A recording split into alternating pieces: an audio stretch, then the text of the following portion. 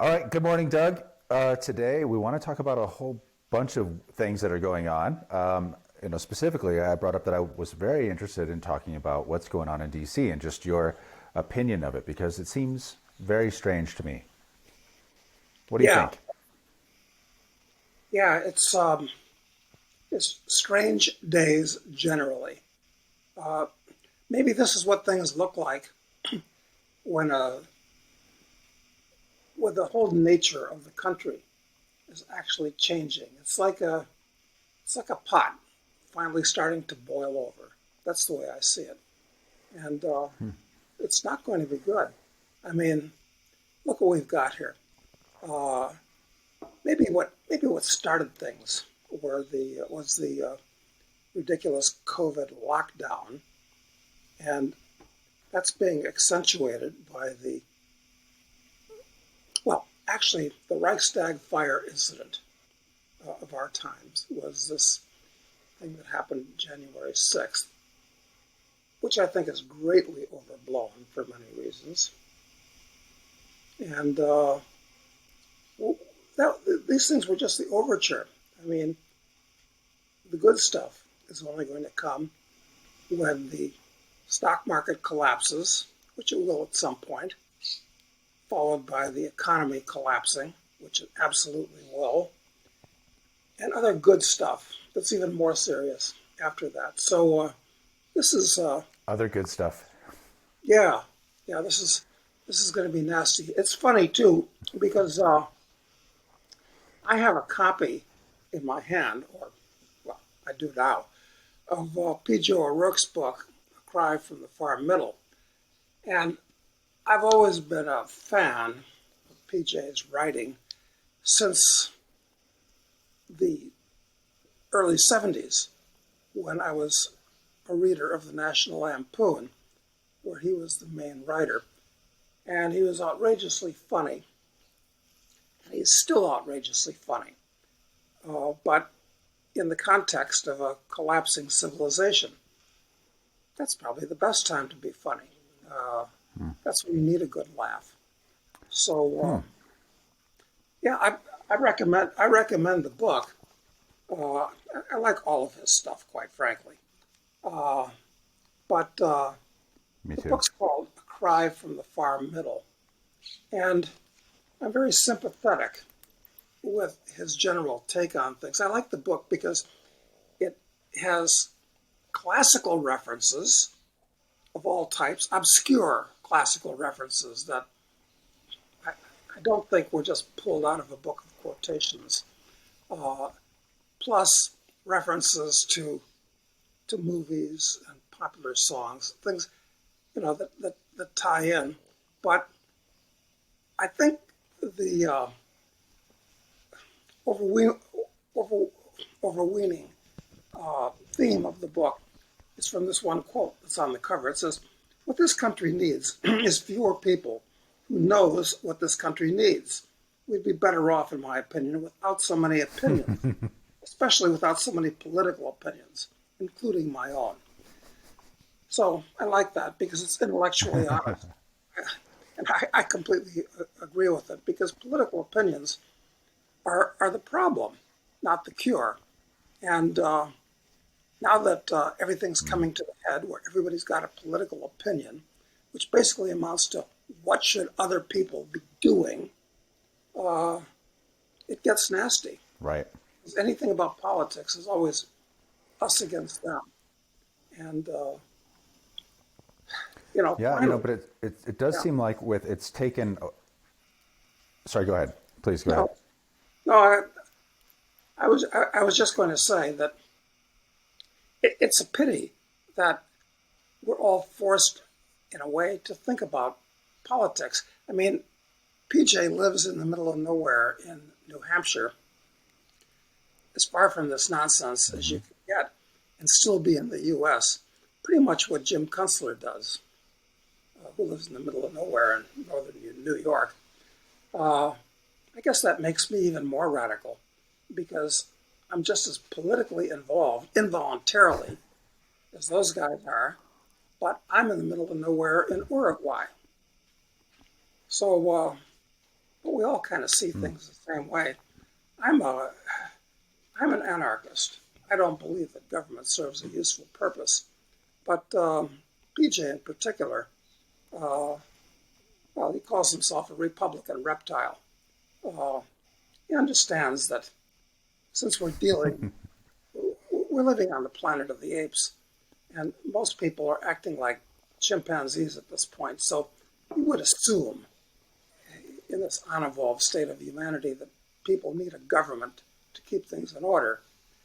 But government, paradoxically, is the greatest danger, the biggest problem. So you wind up with, in PJ's case, kind of a milder and gentler, kinder and gentler form of nihilism, where nothing really works. It's a question of human nature acting to destroy humanity itself. It's perverse. So, anyway, that kind of sets the tone. Brief book review, setting the tone for what's going on in Washington now. Well, I'll put a link to the book in the description so everyone can have access to it. PJ O'Rourke is an incredible writer. He's very entertaining to read, and he's got lots of great insights always. So I haven't read this book, but I'll definitely pick up a copy. So in terms of DC now, I mean, everything has turned into politics, but politics seems like it's going out of the narrative form where it's just ideas into the physical world. At least we see it manifested in 25,000 troops being built up in DC, which I don't think I was in the National Guard, and I can tell you the National Guard cannot be mobilized in a week. You cannot put 25,000 National Guard troops in DC in a week based upon whatever happened on January 6th. That just doesn't happen. It can't be done that fast. I mean, maybe you could put the 82nd Airborne there in a week, but you're not putting National Guard troops. So it seems like it's longer planned than that, whatever's happening. Yeah, and I don't think it can end well, because the problem with politics, as Clausewitz said, is that war is the extension of politics by other means. So it goes back to my opinion that we're actually looking at something like a civil war in this country, because when you have two or more groups of radically different opinions they hate each other, their opinions are so different, you can't put them in the same political entity, which means one group is going to tell the other group what to do. I mean, there are times when you have a common culture, everybody has the same general view of history and what happened in the past, and they generally look the same and they talk the same kind of, and they view things the same way. They have the same morality, the same understanding of what's right and wrong. Yeah, then I guess you can get people together in some kind of a Congress and talk things out sensibly. But at this point, since we're living in a multicultural domestic empire, that's no longer possible.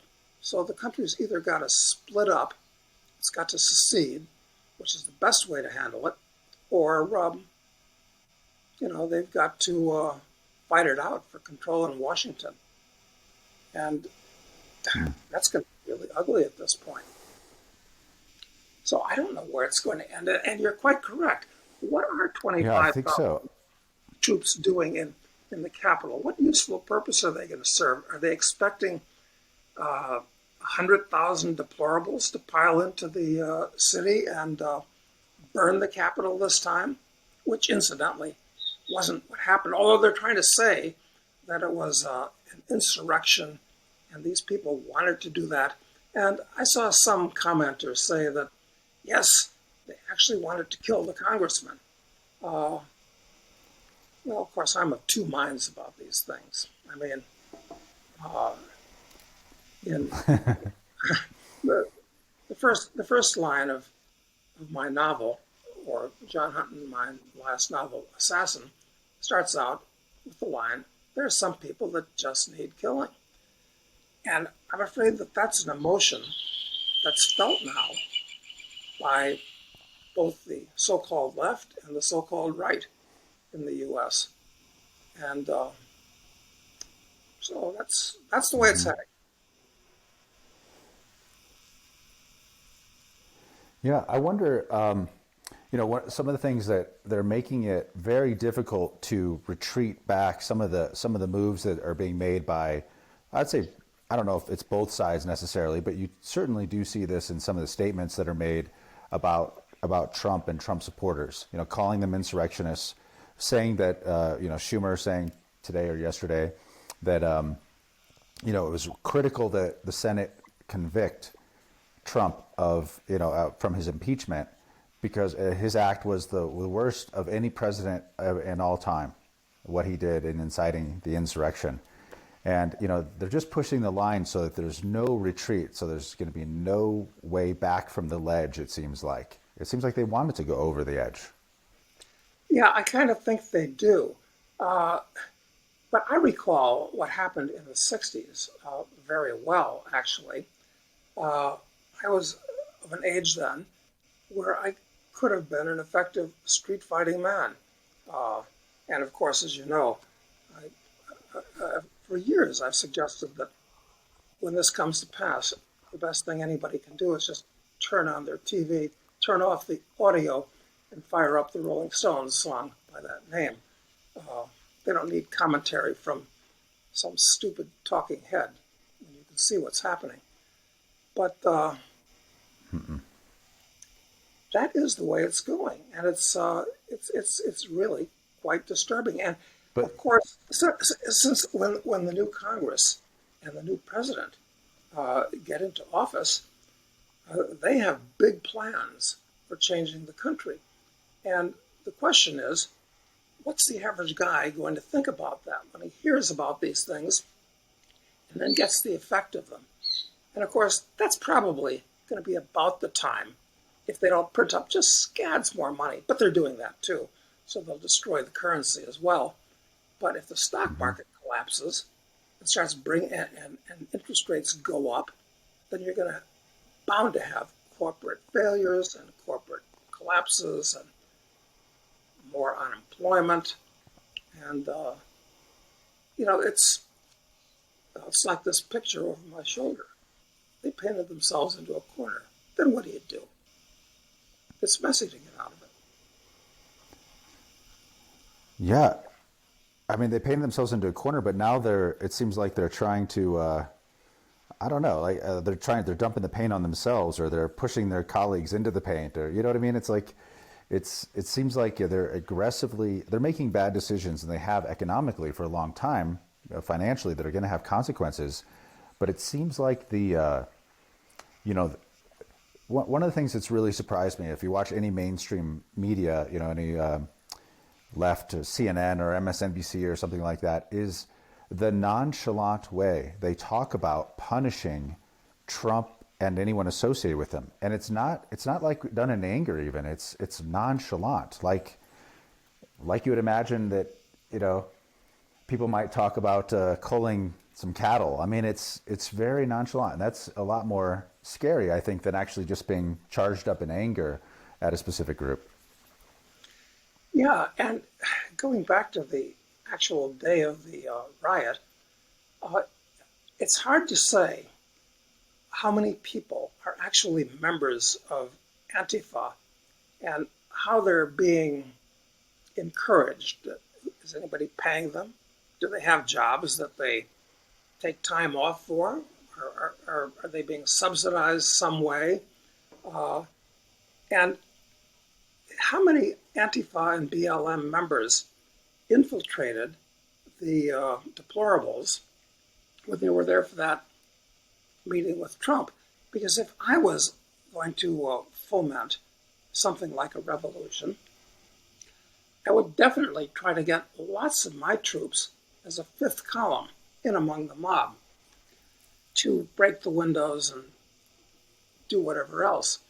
And there are other strange things that are unexplained. There are all kinds of unexplained things these days. I mean, why did the Capitol Police open the doors?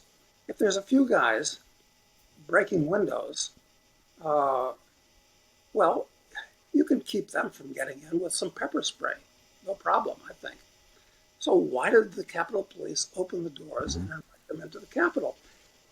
I don't care what kind of a mob it is, or even just a, kind of an unruly group, which might be a better description of them, because after all, these are basically Republicans. Uh, why were the doors opened? So that they could scream in. But it wasn't an insurrection or anything like that, but it's Yeah. certainly an excuse for doing drastic things. That's why I said this is our present day Reichstag fire, which didn't end well because it was the excuse that Adolf used to basically take control of the German government.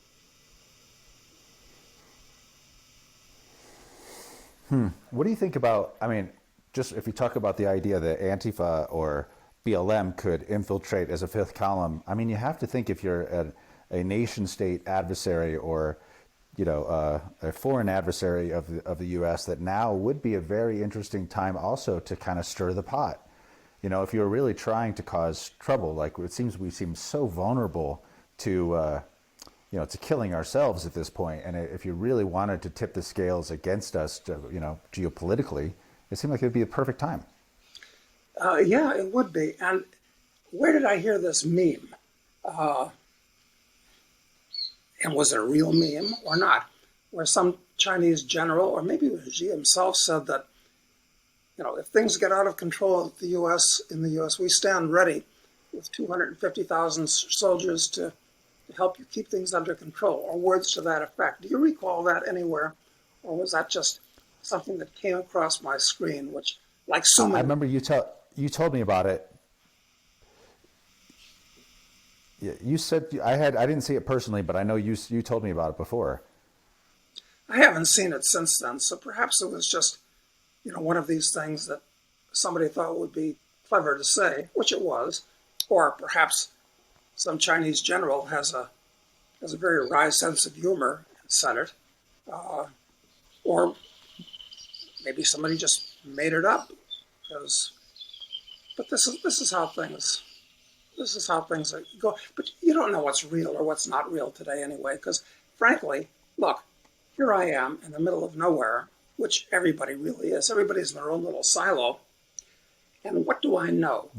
I know what I see on the boob tube and what I read on print, which means I'm not even seeing anything real.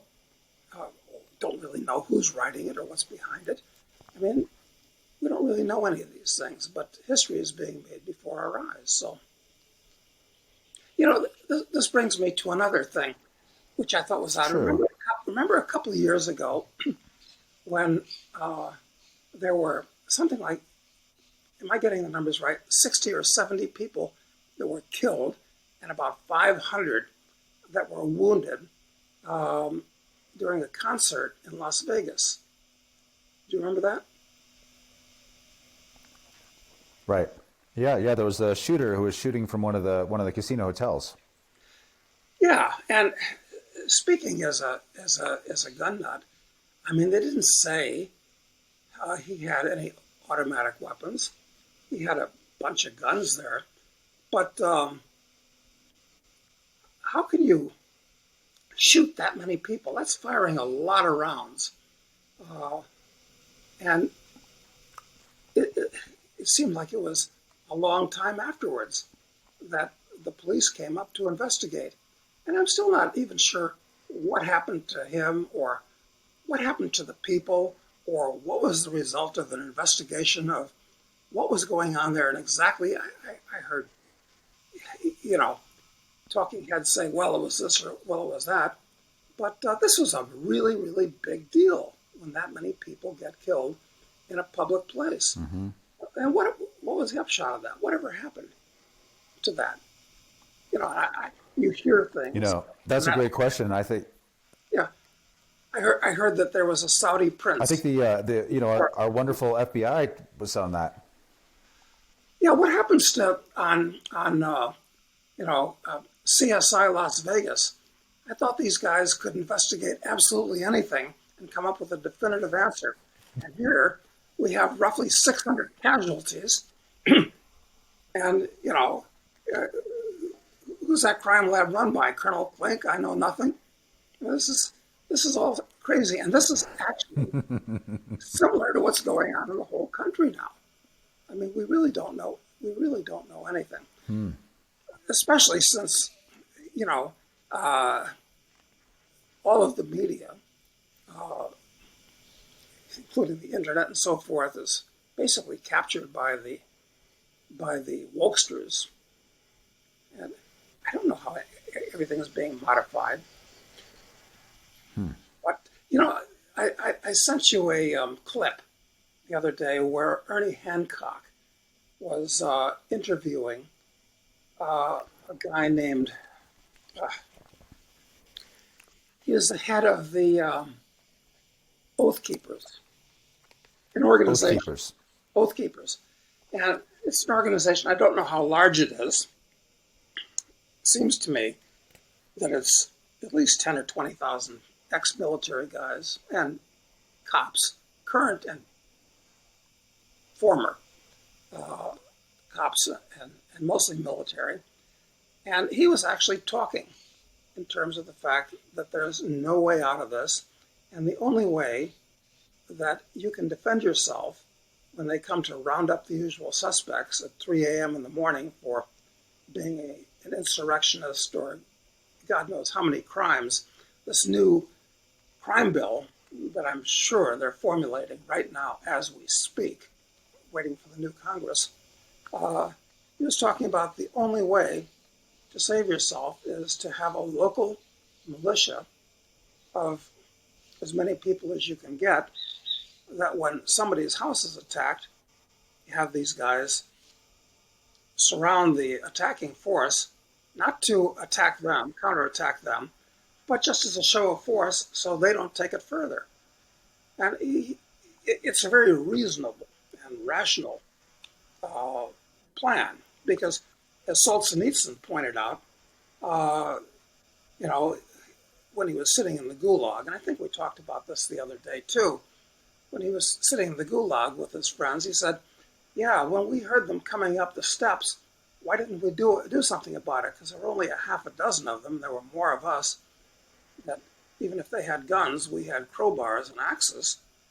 We should have done something then, but we didn't because we weren't organized, and it would have been against the law to organize anyway. And nobody wants to be the one that sticks his neck out.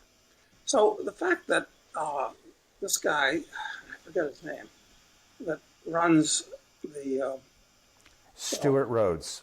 Stuart Rhodes, yes, is saying this on radio. I think there's things going on in the hinterland that I'm not aware of. You're closer to it than I am, obviously.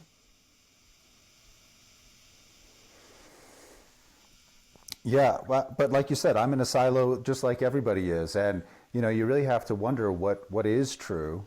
And you have to make certain assumptions, I assume, about the unknowable things like, but it's true. I don't know. I can't personally verify that there's 25,000 troops in D.C. I'm just told that there are 25,000 troops there. And that seems incredible. But I mean, the truth is that I don't know. No one knows anything about what's actually happening anywhere, except for what's in our physical reality around us. And, but that with regard to that interview, and I'll actually link to that interview with Stuart Rhodes because it is really good. And it is really, Stuart Rhodes is a smart person. He's not somebody who is, just a nut of any kind, but he is certainly a student of history. And he understands that what he says, he talks about the difference between the American Revolution, what actually happened in the American Revolution, as compared to what happened after the Russian Revolution with the Soviets, was that, people just, rather than trying to change the government or anything, all of the American revolutions did, in what he was saying, is they just opted out. They said, your rules don't really apply to us. We don't have representatives in your government, and so we're just going to do our own thing. And then it was the redcoats that came to try and force them essentially, to obey the law of the crown. But he's like, you just kind of opt out. And he said the reason that they were successful was just, these mutual defense pacts, essentially. Not really like you think of these Michigan militias, where they're training on weekends and stuff like that, but much more just about like, if you get in trouble, you let your neighbors know, and your neighbors agree in advance that they're going to come help you. Just like if there's a fire in your house, or, if you have any other difficulty with your, at home, maybe there's a medical emergency. You call your neighbors first, and your neighbors come to try and help when they can. And he said if they'd done something like that in Russia with Solzhenitsyn, actually I pronounced that wrong, as is talked about in that Gulag archipelago, then they might have had a chance. But instead, the people in that he describes, he said everyone believed that they were innocent. So they didn't resist arrest because they didn't want to cause more trouble for themselves. But because they believed they were innocent, they figured it would all get worked out, later, and they didn't want to cause trouble. And so it was like, he's like, maybe 99.9% of the people never resisted, of the millions that were sort of taken away in the middle of the night and disappeared. Yeah, that's right. And after the Soviets took over, it wasn't long before they got most of the people out in the streets saluting Lenin and then Stalin, and acting like good little Reds, because it's a mob. And the thing is that the U.S. Yep.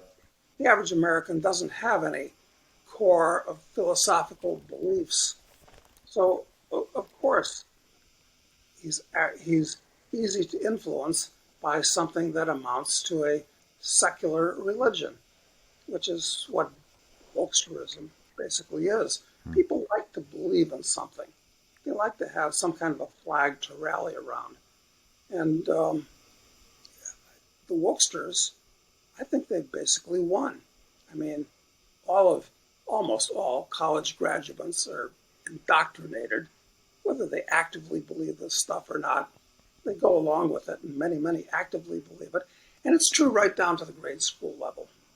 All the teachers are products of this, and it's emphasized, re-emphasized by everything from Hollywood and everything you see in sports and most of what you see on the news. So yeah, I'm afraid the bad guys are going to win this time. And these guys that are organizing into militias and all that type of thing, they're just making themselves into targets that, that if they're portrayed as being enemies of the state, anti-American, whatever, I don't know what the actual military is going to do when they're told to confront them, but it probably won't end well. So I don't know. Am I going overboard here? Yeah. I'm not sure. I don't think so. I think there's a lot of things that are. Who knows what could happen right now? That we're in a totally new reality. It seems like anything is on the table. And if you read some history, you read about the Cultural Revolution, you read about what happened in the Soviet Union, after the Civil War was over, and you realize how quickly everything can change. And it seems like that's what's happening right now. And it seems like the temperature is intentionally being raised and not lowered. And with that kind of environment happening, I think you have to be able to think about all of the possibilities that are out there. And it increasingly, I think, is getting more and more dangerous. And even though I can't personally verify, every fact that's out there, the temperature definitely is being raised. And I think, there are going to be consequences for everybody everywhere. It's like an analogy that Marx actually used. He said, that take water, he said.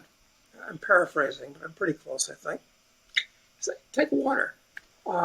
It gets cold, it gets colder and colder and colder and colder, and it's still water. But when it hits 32 degrees, then it turns into ice all of a sudden. And that's what can happen. Things can change very, very quickly from one state to another, just like water does when it's changing state. Right, the phase transfers.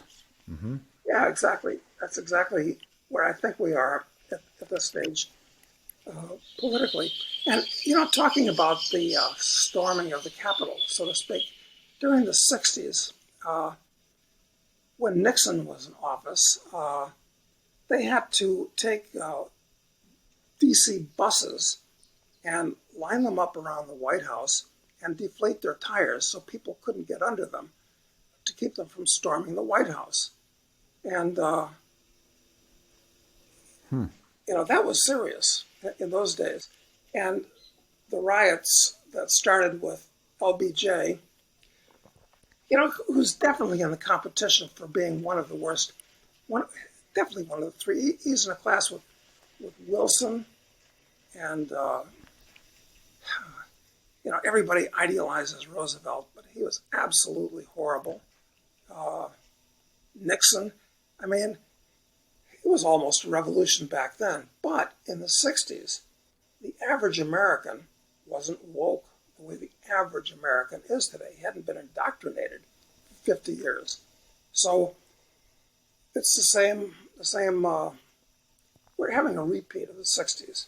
But this is a cultural revolution. I'm afraid they're going to win because they got the little people on their side, and they got control of the means of the apparatus of the state as well, which they didn't back then. Even though we had criminals like LBJ and Nixon that were running it, you know, they didn't have total control.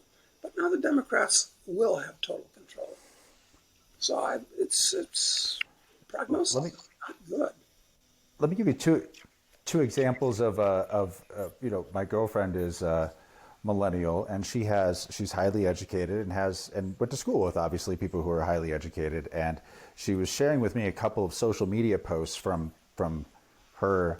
people who graduated with her, and one of them was a guy who had a picture of the Jefferson Memorial saying, "When do we take this down?" That was his question. When do we take this down for the Jefferson Memorial?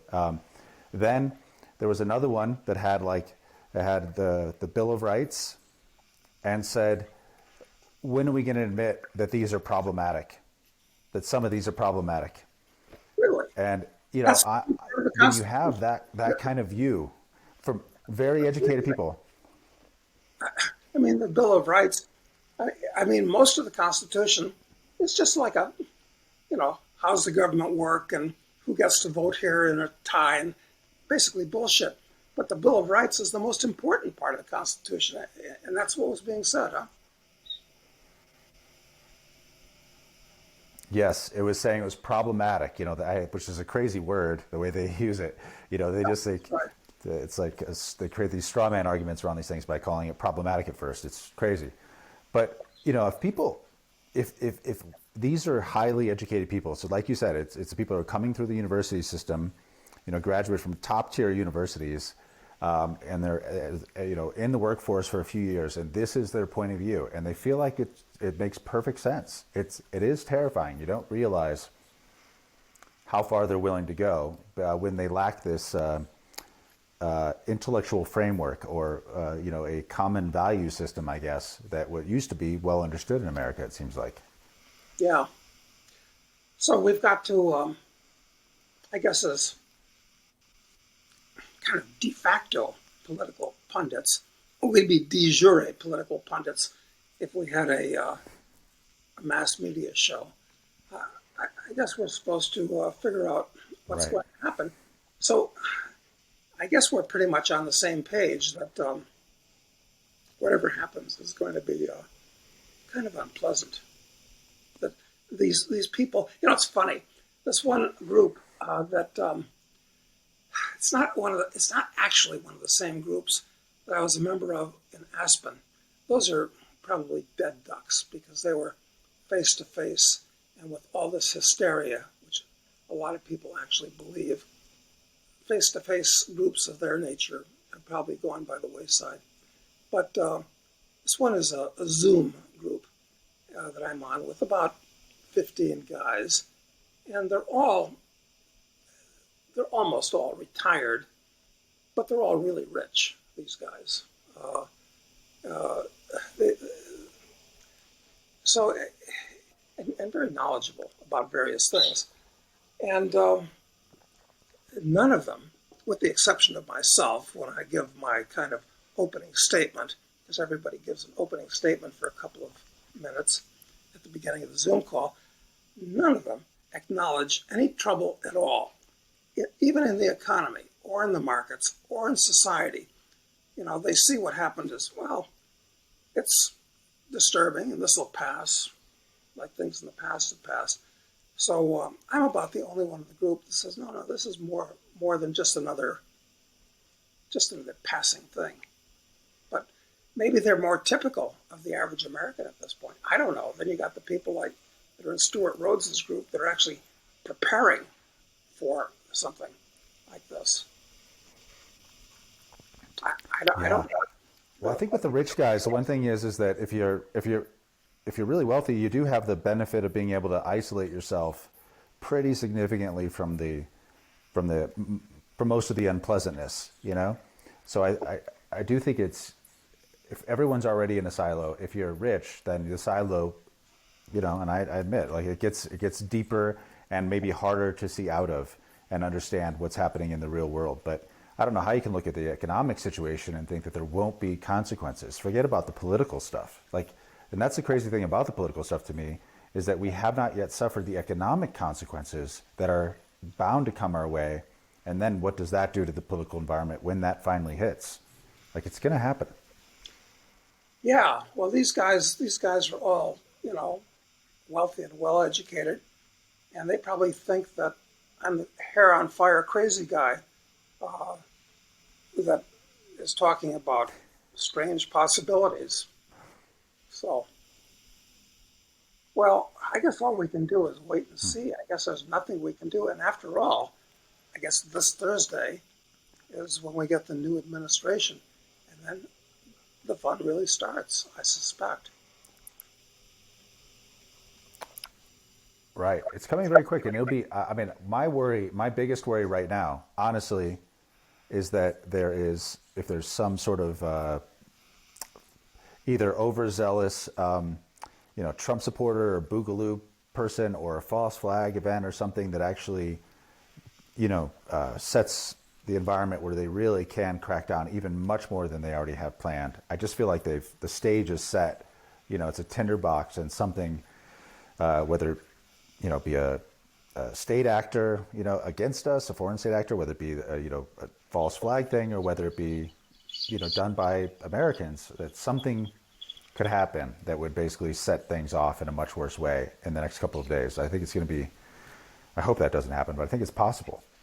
I've heard it alleged that the Boogaloo Boys, I don't know anything about them except they wear Hawaiian shirts, which is unfortunate because I happen to be partial to Hawaiian shirts when the weather's right. But I like Hawaiian. I've heard it alleged that they're actually kind of Antifa guys that are pretending to be on the right. Have you heard that? Mm-hmm. Yeah. Yeah, they certainly support all the wokeness. They're just anti-government woke instead of, that's what it seems like more. But I don't know. They're dangerous. I mean, it could be dangerous. Yeah, and you don't know who to trust because at this point, the forces, the Black Riders from Mordor, have fanned out everywhere, and it's actually quite dangerous to be involved in any group because you don't know how many infiltrators are there looking to take names and lock people up. It's almost like that Saturday Night Live skit, I think it was, some years ago, where they were doing a sting to somebody at the post office, and it turned out that the dozen people that were there were all federal agents trying to arrest one another because they pulled out a whole cloth. But we live in times like that. I mean, people are the same. Look, we got the same personality types right now in the U.S.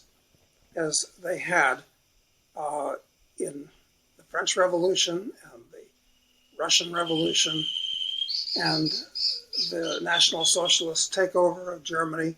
the same personality types are kind of standard across space and time. And they're coming out of the woodwork now here in the U.S. Will they be successful? Uh, I think the water is pretty swimmable for them at this point. Yeah. Well, I think there's not. It's going to be hard for us to talk about a lot of other things this week as until this unfolds. However, it's going to unfold. So, we'll certainly people have questions. We'll try and address some of those over the next couple of days. But I think we're just going to have to kind of watch the news. People are going to. It's going to be hard for anyone in the world to be thinking about much else except for what happens between now and the end of this week. So, we'll I guess update tomorrow and see if anything's changed. Yes, anything could change. Anything could happen. Yeah. Talk to you tomorrow, Matt. Okay. Well, we'll leave it at that for now, Doug. Thanks. Okay.